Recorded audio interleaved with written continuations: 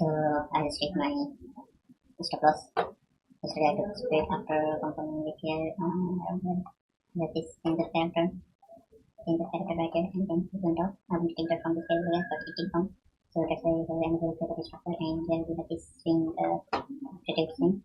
I was shooting this low here, candle low, and put it in the form with change the character. So I put my order on this table again and put my stop loss in this level, because here we have this breakup structure, and here we didn't have breakup structure form.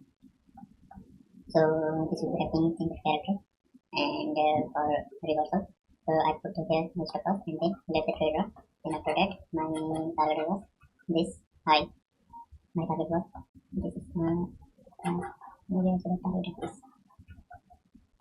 My target was this bicep liquidity, and it nearly hit my bicep liquidity, and then came straight down with my stop loss.